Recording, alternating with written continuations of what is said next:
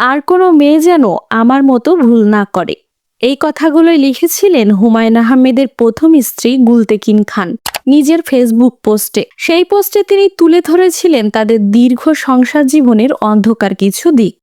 গুলতেকিন ও হুমায়ুন আহমেদের পরিচয়, বিয়ে এবং প্রায় ৩০ বছরের সংসার জীবনে ছিল অনেক স্মৃতি, কিন্তু সেই সম্পর্কের ইতি ঘটে মনোমালিন্যের মধ্য দিয়ে। গুলতেকিনকে ডিভোর্স দেওয়ার ২ বছর পর অর্থাৎ ২০০৫ সালে হুমায়ুন আহমেদ বিয়ে করেন তার মেয়ে শিলার বান্ধবী মেহের আফরোজ শাওনকে। এই ঘটনায় হুমায়ুন আহমেদের সন্তানদের সঙ্গেও তৈরি হয়েছিল দূরত্ব। বছরের পর বছর বিষয়গুলো খুব একটা সামনে না এলেও সাম্প্রতিক বছরগুলোতে গুলতেকিনের সামাজিক যোগাযোগ মাধ্যমের কিছু পোস্টে উঠে এসেছে সেই দাম্পত্য জীবনের নানা তিক্ততা। ২০২৫ সালে ৩রা অক্টোবর নিজের ফেসবুকে একটি দীর্ঘ ও আবেগঘন পোস্ট দেন গুলতেকিন। সেখানে তিনি হুমায়ুন আহমেদের প্রতি একাধিক অভিযোগ উত্থাপন করেন। তিনি উল্লেখ করেন, যুক্তরাষ্ট্রে এক রাতে এক নির্মম মুহূর্তে হুমায়ুন আহমেদ তাকে দরজা থেকে ঠেলে বের করে দেন। গুলতেকিনের লেখা থেকে বোঝা যায় তাদের বিবাহিত জীবনে বহু ভুল বোঝাবুঝি ও মানসিক দূরত্ব তৈরি হয়েছিল।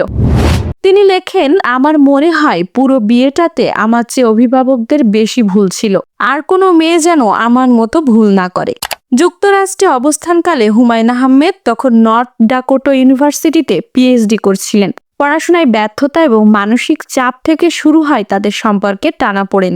গুলতেকিনের দাবি অনুযায়ী হুমায়ুন আহমেদ তার বইয়ে যেসব আত্মজীবনীমূলক ঘটনা লিখেছেন তার অনেকটাই বাস্তব নয়, বরং কল্পনা থেকে তৈরি। এর আগেও তিনি লেখার মাধ্যমে হুমায়ুন আহমেদকে নিয়ে কিছু অভিযোগ প্রকাশ করেছিলেন। গুলতেকিন জানান, হুমায়ুনের পড়াশোনায় তিনি সর্বদা সহযোগিতা করেছেন, কিন্তু নিজের ক্ষেত্রে তেমন সহায়তা তিনি পাননি। তবে গুলতেকিনের এসব বক্তব্য নিয়ে সমালোচনাও হয়েছে। অনেকে মনে করেন হুমায়ুনের মৃত্যুর অনেক বছর পর তিনি এসব কথা বলছেন। যদিও বিচ্ছেদের পর প্রায় ১০ বছর হুমায়ুন জীবিত ছিলেন, তখন তিনি নীরবই ছিলেন। যাই হোক, সাবেক স্ত্রী হিসেবে নয়, গুলতেকিন খান নিজেও এখন বহুমাত্রিক পরিচয়ের অধিকারী। তিনি একজন কবি, সাহিত্যিক এবং শিক্ষক হিসেবে নিজের জায়গা তৈরি করেছেন। প্রকাশিত হয়েছে তার বেশ কয়েকটি বই, যেগুলো পাঠকদের প্রশংসা কুড়িয়েছে। গুলতেকিনের জন্ম ঢাকার ধানমন্ডিতে এক শিক্ষিত ও সংস্কৃতিমনা পরিবারে। তিনি উপমহাদেশের খ্যাতনামা শিক্ষাবিদ, সমাজ সংস্কারক ও সাহিত্যিক প্রিন্সিপাল ইব্রাহিম খানের নাতনি। শিক্ষা জীবনে তিনি প্রথমে Azimpur girls school and college থেকে এসএসসি শেষ করে ভর্তি হন হলি ক্রস কলেজে। কিন্তু বিয়ের পর ইন্টারমিডিয়েট পরীক্ষা ৩ মাস আগেই হুমায়ুন আহমেদের সঙ্গে যুক্তরাষ্ট্রে চলে যাওয়ায় সেই পরীক্ষা দিতে পারেননি। পরে দীর্ঘ বিরতির পর হুমায়ুন আহমেদের নানা বাড়ি মোহনগঞ্জের একটি কলেজ থেকে এইচএসসি সম্পন্ন করেন। তার লেখা থেকে জানা যায়, সংসার ও পড়াশোনার মধ্যে ভারসাম্য রাখতে গিয়ে তিনি বারবার বাধার মুখে পড়েছিলেন। হুমায়ুনের অবহেলা ও অসহযোগিতার মধ্যেও তিনি নিজেকে থামতে দেননি। ১৯৮৮ সালে তিনি ভর্তি হন ঢাকা বিশ্ববিদ্যালয়ে। শুরুতে সমাজবিজ্ঞান বিভাগে পড়লেও পরে ইংরেজি ভাষা ও সাহিত্যে চলে আসেন। সেখান থেকে স্নাতকোত্তর ডিগ্রি অর্জনের পর ১৯৯৮ সালে স্কলাস্টিকা স্কুলে শিক্ষকতা শুরু করেন। পেশা জীবনে ধীরে ধীরে নিজের যোগ্যতা ও মেধার পরিচয় দেন গুলতেকিন।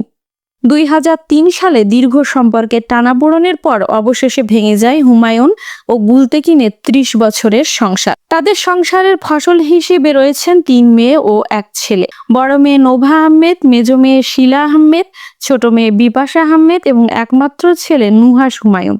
বিচ্ছেদের প্রায় ১.৫ দশক পর ২০১৯ সালে গুলতেকিন খান বিয়ে করেন সাবেক সচিব আফতাব আহমেদকে। তিনি ২০২৩ সালে মারা যান।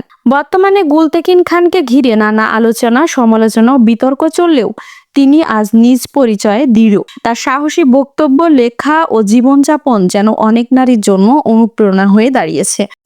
গুলতেকিন খানের জীবন আমাদের শেখায়, ভালোবাসা, বেদনা, ত্যাগ আর আত্মমর্যাদার লড়াই মিলেই তৈরি হয় এক নারীর পূর্ণতা। তিনি কেবল একজন লেখকের স্ত্রী নন, তিনি নিজেই একজন সৃষ্টিশীল, সংগ্রামী ও অনুপ্রেরণাদায়ী মানুষ। এই ধরনের জীবনের গল্প পেতে অবশ্যই বিডি মাস্টার সাবস্ক্রাইব করবেন আর পাশে থাকবেন। সবাই সুস্থ থাকুন, ভালো থাকুন। শেষ করছি আজকের মতো। ধন্যবাদ।